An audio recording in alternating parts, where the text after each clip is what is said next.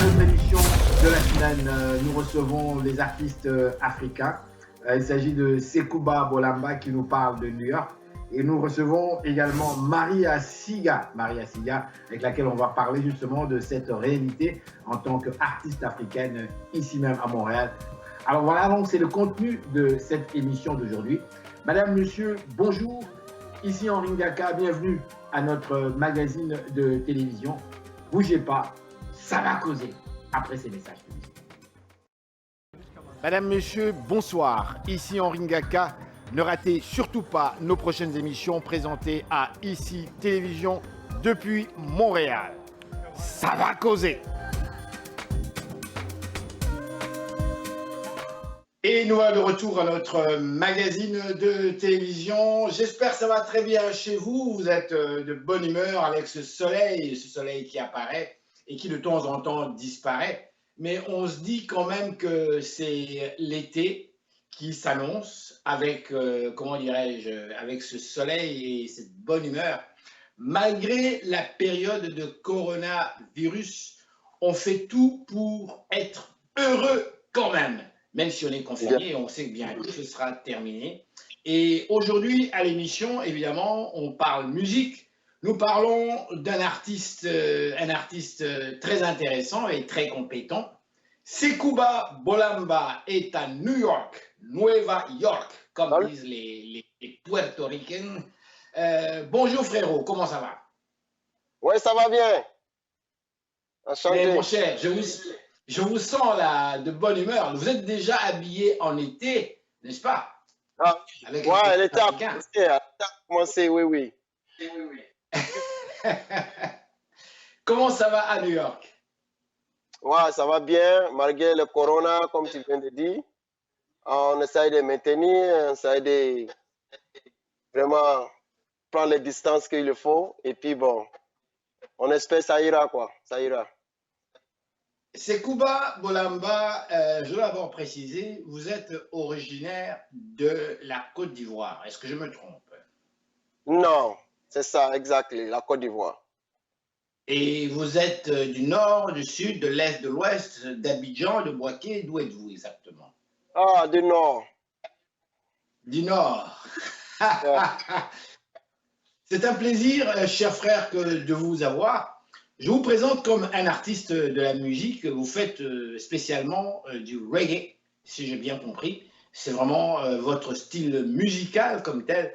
Mais avant de parler de musique, de parler de vous, parce que je sais que vous avez, publié, en fait, dernièrement, il y a une naissance, vous venez de créer une nouvelle chanson.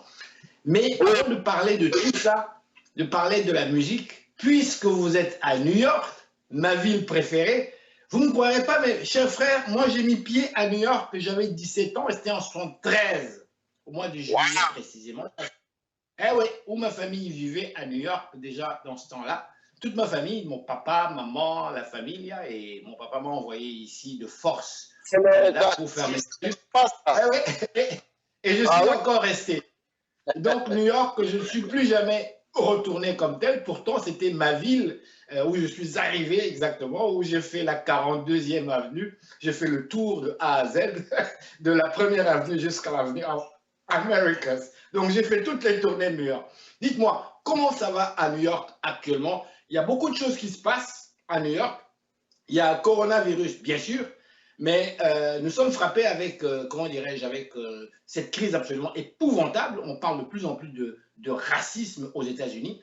À l'époque, mes parents m'en parlaient déjà. Mon père m'en a beaucoup parlé parce qu'en tant que diplomate, en fait, New York, imaginez-vous, il a été refusé avec des collègues dans un restaurant en plein Manhattan parce qu'ils étaient noirs, africains. Dans ce temps-là, déjà. Et je suis surpris aujourd'hui de constater que ça continue, et ça continue toujours. Encore dernièrement, il y a un autre frère noir qui a été, comment dirais-je, pour ne pas dire les choses clairement, assassiné. Dites-moi, est-ce que vous sentez-vous en sécurité actuellement à New York? Oui, je me sens en sécurité. En même temps aussi, il faut vraiment faire très attention, tu vois, faire très attention partout dans le monde, c'est ce que je peux dire. Parce que quand tu regardes aussi les journaux, tu sens que Même si tu sors tout de suite là, tu risques de ne pas rentrer. Et ça, c'est la réalité je pense aussi, moi, je me sens en sécurité et en même temps aussi, je prends mes précautions. Et c'est tu vois. Mais le racisme, vraiment, ça existe dans ce pays-là que je vis. Oui. Ça existe. Ça, à New York, que tu vois, c'est un peu moins parce que tu vois assez de différentes cultures qui se marient, qui sont ensemble, tout ça. Comme moi, ma femme, elle est israélienne, moi, je suis africain. Tu vois. Attendez, votre femme, elle est israélienne. Vous le dites trop vite, là. Calme. Votre femme, elle est israélienne, c'est bien ça? Oui. Donc, elle est juive. Elle est juive. Bon, alors, le mariage de l'Afrique avec la juiverie. Voilà. Oui. Donc, tu vois ça, tu vois ça à New York. À New York, tu vois ça beaucoup. Quand ils sont en dehors de New York, là, c'est la fin. C'est pas... Là, tu... Vraiment, fais gaffe. Fais gaffe. Mais dites-moi, on entend tellement des choses sur les États-Unis. Pourtant, moi, je vous le dis encore comme Canadien, puisque je suis devenu Canadien avec le temps. Pourtant, quand je suis arrivé, c'était à New York que j'étais arrivé. Je vis ici depuis quand même très, très longtemps. Et comme beaucoup des Noirs, beaucoup d'Africains, quand on voit ce qui se passe aux États-Unis, déjà à l'époque, déjà, je vous ramène ici en 73. Quand je suis arrivé avec mes parents à New York en 73, je vivais au coin de la 1er avenue et la 42e. Ça vous dit quelque chose? Non loin des Nations Unies. Déjà dans ce temps-là, voilà, déjà dans ce temps-là, moi, j'avais peur de sortir, d'aller marcher dans la rue. J'ai fait pratiquement un mois sans sortir. J'allais juste dehors un peu, je regardais, parce que j'avais cette image-là, cette idée-là qu'aux États-Unis, ils étaient racistes, que les Noirs étaient maltraités. Donc moi, comme petit Africain, j'ai eu peur de sortir un mois. J'ai passé un mois arrivé, en fait, New York, je ne suis jamais sorti. Après un mois, j'ai dû sortir quand même. Aujourd'hui, lorsqu'on suit l'actualité, lorsqu'on regarde ce qui se passe actuellement avec ce qu'on appelle des assassinats comme tels, alors je me pose cette question. Vous qui êtes noir, lorsque vous sortez, ça veut dire que vous avez tous vos papiers avec vous, permis de conduire autres, vous êtes en voiture actuellement, il suffirait de rien du tout pour que la police, comme partout ailleurs évidemment, vous arrête et vous demande vos fameux papiers. Comment est-ce que vous vous sentez dans une situation pareille? Est-ce que c'est vivable? Très franchement. Là, je te prends en direct, on va en Côte d'Ivoire, puis on revient. D'après les Ivoiriens, on dit qu'Abrimo, on n'a pas peur de couteau. Est-ce que tu comprends? Ça veut dire quoi? Ça veut dire quoi? On n'a pas peur de couteau. Tu es déjà mort. Je vis ici et je sais déjà comment les trucs se passent. Tout ce que je dois faire, je prends mes précautions et je continue à prier. Comme tu as dit, la police m'arrête. Première des choses, ma main, tous mes deux bras, je fais sortir. Ça, c'est un policier qui m'a appris à faire ça. Quand on t'arrête, tes deux bras à la fenêtre. Tes deux bras à la fenêtre. Ouais, et tu dis, qu'est-ce que j'ai fait? Et quand ici, il vient vers toi maintenant, il te demande, attention, même si tu veux enlever comment on appelle ton bédou dans ta poche, porte-monnaie, demande-le d'abord. Dis-le, j'ai ma pièce, ça est dans la poche. Est-ce que je peux mettre ma main dans ma poche? Parce que en rien de tout, tu bouges la main, tu mets là, c'est fini là. S'il doute sur toi, il va tirer sur toi. Mais il y en a aussi qui n'a rien, et s'ils veulent le faire, ils vont le faire. Parce que dans les lois ici, on dit que quand un policier a peur, il peut se défendre. Donc, tu vois assez d'assassinats et on ne l'aime même pas en prison, c'est ça. Ça est dans les lois. Il faut qu'il change ça. Ça veut dire un policier qui a peur, il pense que tu vas le faire du mal, lui, il tire sur toi. Et quand il va au tribunal, ce qu'il dit, il dit, je sentais ma vie en danger. Bon, frérot, vous êtes un artiste, on va changer de sujet. On a trop parlé en fait des choses négatives. Là, ça m'énerve même de parler de ça, juste à y penser. Parce que en fait, nous sommes des êtres humains. Non, mais et je dois vous le dire, ça m'énerve de parler de ça. Parce que, en tant qu'ancien préposé aux bénéficiaires, j'ai vu des malades psychiatriques qui sont noirs, blancs, juifs, jaunes et machin. On est tous pareils. On est tous pareils. Et en plus, quand on meurt, on est tous pareils. On n'est que des êtres humains. Mais dans la vie courante, ça devient catastrophique. On va changer de sujet comme tel. On va rentrer dans votre musique à vous, ce que vous faites de bon dans ce que vous créez. Tout d'abord, avant de rentrer dans ce sujet très intéressant, parce que j'adore, comme notre public, la musique, dites-moi, qu'est-ce qui vous a pris, quel moustique vous a piqué pour faire de la musique aux États-Unis, dans un pays où c'est l'anglais qui prime? When you don't speak English, man, you're dead. You're dead meat. And even if you speak English, you have to have the American accent. Bon, ça, je le dis, il faut que tu aies l'accent américain. Alors, vous faites du reggae, vous chantez des fois en français, des fois dans votre dialecte. Comment ça se passe pour vous? Oui, je ne sais pas quel moustique m'a piqué, mais je pense que vraiment, c'est le destin. C'est là que j'ai vraiment cru au destin. Quand j'ai commencé la musique, ce n'était pas du tout facile, comme tu le dis. Et maintenant, les Américains commencent à s'intéresser un peu à la musique des autres. Comme tu l'as dit, tu connais. Si ce n'est pas l'anglais, là, ils s'en foutent. Mais puisque les Spanish commencent à dominer aussi, et ils ont des amis hispanistes, ils ont des trucs, donc ça commence. Et puis maintenant, aujourd'hui, Afrobeat aussi est venu ajouter dessus, malgré qu'ils ne comprennent pas bien l'accent, souvent ils se demandent. C'est la même chose comme les Jamaïcains. Tu vois, ils aiment le beat des Jamaïcains. Il y a beaucoup d'Américains qui ne comprennent pas ce qu'un Jamaïcain est en train de dire dans sa chanson.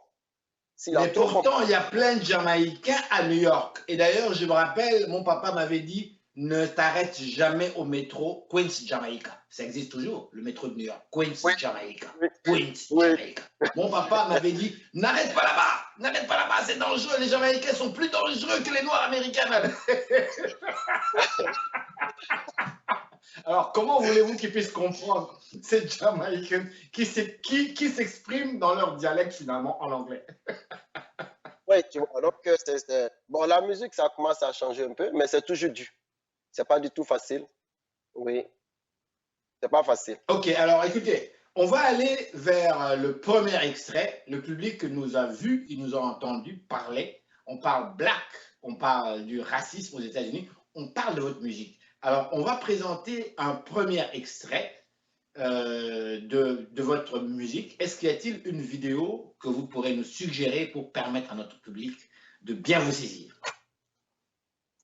On a fait une vidéo qui s'appelle « Dis la vérité », qui est mon premier single de l'album. L'album devrait sortir le mois prochain, mais je ne pourrai pas.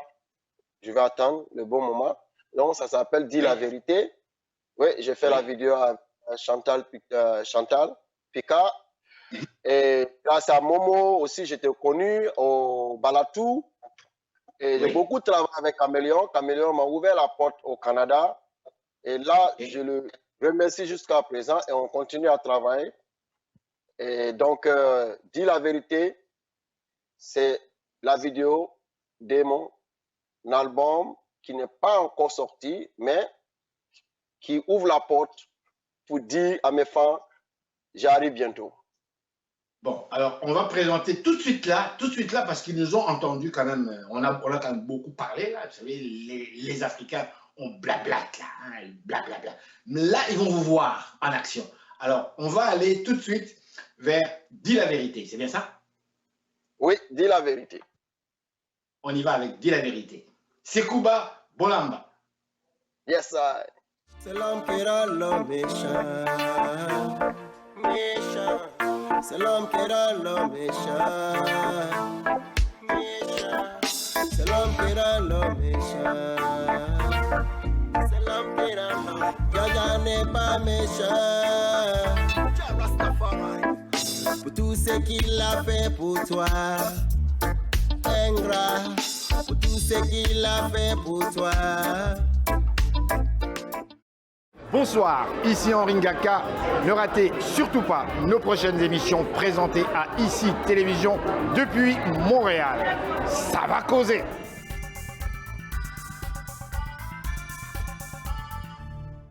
C'est Kuba Bolamba de New York, New York City.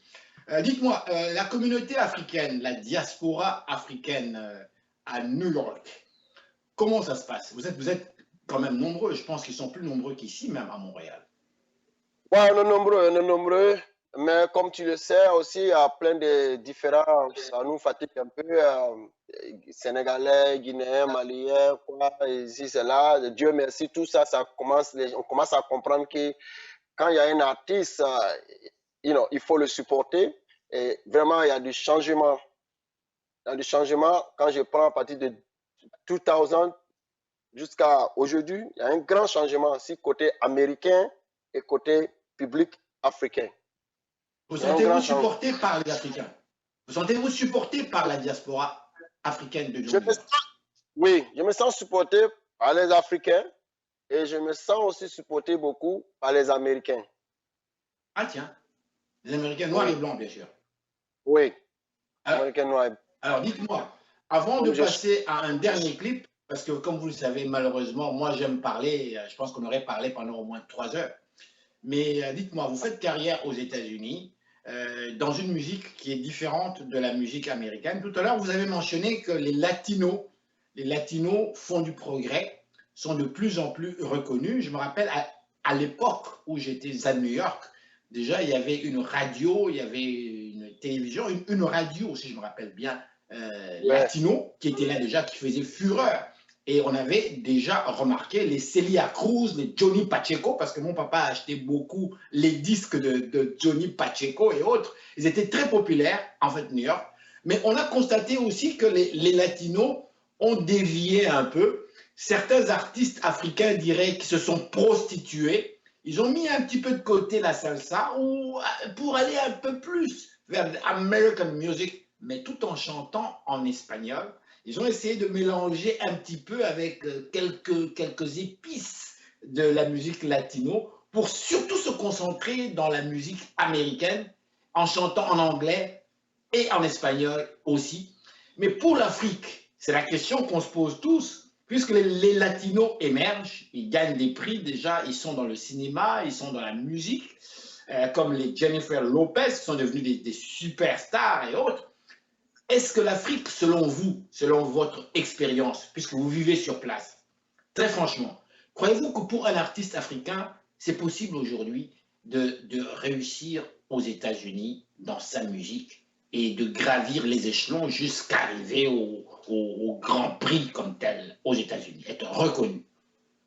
Oui, il y a la Togolaise là, comment elle s'appelle là? Angélique Kidjo. Oui. Angélique Kidjo, elle fait ça, elle chante seulement beaucoup à sa langue. Tu sais, la musique, c'est un cercle. Quand tu es dedans, c'est bon là. Mais pour entrer là, c'est ça le problème. Angélique Kidjo, elle fait pour elle, il y a Ekan, sénégalais, il a grandi ici, mais pour lui, bon, quand tu écoutes sa musique, c'est seulement son accent, tu sais que vraiment c'est un Africain. Malgré il a l'accent, les Américains, mais quand il avait fait sortir son premier, moi je prenais le métro là. Il y a les Américains, ils chantent et puis ils se moquent de lui. I like that, don't let me out. Don't let me out. Mais Dieu dit c'était son destin, mais quand il a tapé, et tous commençaient à la faire featurer avec lui. Oui, et puis ça a piqué à brosse dans mon immeuble quand ils sont les Américains. Parce que les gens le jouaient dans les radios, donc ils ne comprenaient pas ça. Ils ne voulaient pas accepter. Tu vois? Et je me rappelle de ça. Beaucoup de fois, les gars, ils disaient like that, let me out, let me. Mais c'est sa manière de chanter, alors qu'est-ce que tu veux? Tu vois? Non, ça fait. Il y a des gens que Dieu les a mis pour ça. Tu peux rien, quoi. Tu vois, Angélique qui joue, même cette année, elle a pris le prix, mais elle continue de prendre des trucs. C'est comme le Morgan Heritage, on les a donné des prix, mais. Même Alpha, si les gens le mis dans les catégories de classement, il va avoir un prix aussi. Youssou N'Dour, la même chose, quand il vient ici, c'est guichet fermé, tu vois. Mais les gars, ils ont choisi où ils veulent. Chaque année, il vient faire un concert et puis il retourne. Salif Keita aussi, il vient faire un concert chaque année et puis il se retourne. Ce n'est pas un terrain qu'il veut vraiment conquérir, quoi, tu vois. Sinon, s'ils veulent faire ça, on va les attendre à la radio. Il faut miser, ils ont l'argent déjà. La maison de disques qui sont derrière eux, ils ont le bleu pour payer pour que la musique va jouer quand même. Mais ça aussi, ça manque. S'ils font ça, vraiment, nous, ça va être facile pour nous. Mais non, ils ne font pas. Mais je ne les accuse pas. Peut-être que c'est un truc qui ne sont pas intéressés. Dites-moi, nous sommes à la télévision.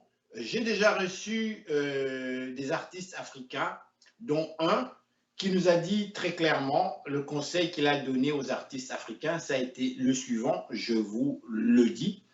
Il disait que pour réussir dans la musique africaine, du moins quand on est africain, il faut chanter dans la langue du pays d'accueil ou dans la langue des Occidentaux, soit en français ou en anglais, surtout en anglais qui est devenu une langue internationale, et non pas dans nos langues, mettre un peu de côté nos rythmes typiques pour s'adapter un peu comme les latinos ont fait, pour s'adapter un peu à ce qu'on appelle une musique internationale.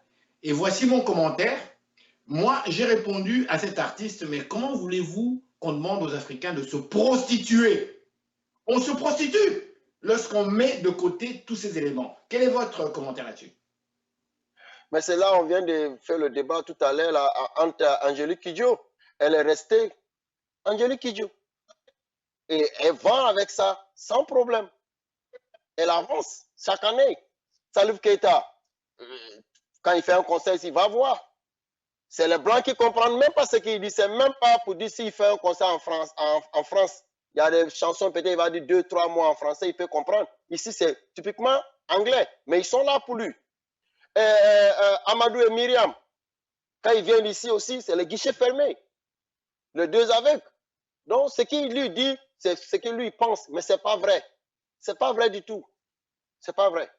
Alpha Blondy, même si quand il vient ici chaque année, quand il vient, même si c'est lundi, mardi, Alpha, je ne me souviens pas, il a fait un concert vendredi ou samedi. C'est lundi, mardi, jeudi, mais c'est toujours guichet fermé.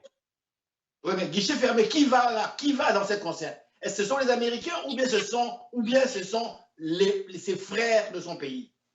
Non, les Américains sont plus nombreux que ses frères. Les Blancs qui sont là, ils sont plus nombreux que nous. Plus nombreux que nous. Ah bon? Oui. Oui. Salif Keita, quand il vient aussi, les Blancs sont plus nombreux que nous. Youssou N'Dour, la même chose. Ah bon? Donc ils aiment ça, oui. Quand même. Tu googles le live d'Alpha Blondy à New York, tu verras. Tu googles Youssou N'Dour, Salif Keita, tu verras. Les Blancs sont plus nombreux que nous. Mais ma toute dernière question ici.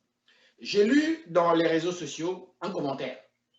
Une noire avec sa photo, je ne dirai pas son nom, qui a dit « Depuis que je vis au Québec, je précise, j'ai oublié d'être noir. » Je vous le répète, depuis que je vis au Québec, j'ai oublié d'être noir.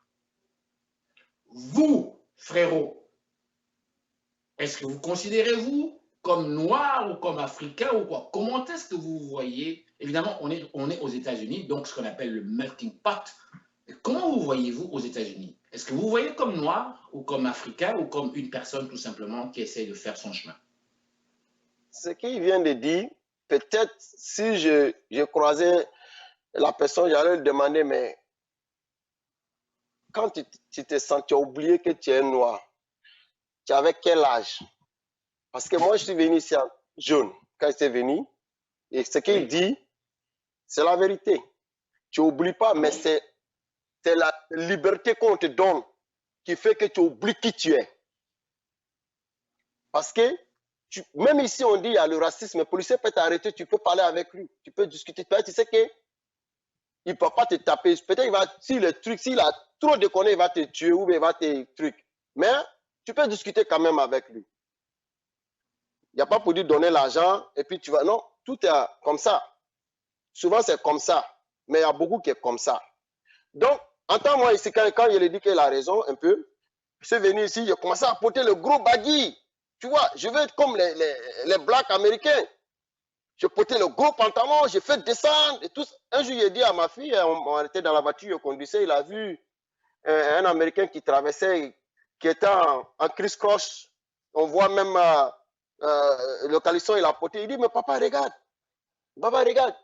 Regarde ce qu'il fait. Il dit, non. Il dit, tu sais que ça, la même maman, il faisait ça. Il dit, non, elle ne peut pas croire. Il dit, mais c'est ça. Il dit, parce que c'est mentalité, quoi. Si tu te laisses avoir avec la mentalité du pays où tu es, tu vas oublier qui tu es. Tu n'as pas oublié que tu es noir, tu vas oublier qui tu es. Donc, c'est toujours mieux de toujours connaître d'où tu viens. Si tu sais d'où tu viens, tu vas savoir où tu t'en vas. Mais si tu ne sais pas d'où tu viens, tu vas te perdre. Et ça arrive à beaucoup de nos frères. Quand il y a beaucoup qui sont, on les a attrapés, on les a fait partir, ils oublient d'où ils viennent, ils oublient qu'ils sont quittés dans une souffrance pour venir changer leur vie. Ils veulent rentrer dans les faux chèques, ils veulent rentrer dans les margus, ils veulent rentrer dans les trucs en pensant que... C'est même pas en pensant, ils ont oublié qui ils sont. Donc quand tu oublies, when you forget who you are, you lost. Period. Donc lui, il a oublié. Lui, il a oublié qui il est. Donc il est perdu. Simplement, il est perdu. Dites-moi, êtes-vous heureux de vivre aux États-Unis sous la présidence de M. Trump, Donald Trump, Dr. Donald Trump? Non, lui, bon, moi, je ne suis pas son supporter, je ne serai jamais son supporter. Pourquoi? Parce qu'il ne sait pas parler, hein, il parle avec l'orgueil, et ce qu'il dit vraiment, c'est ce qu'il ressent. Ça, c'est lui.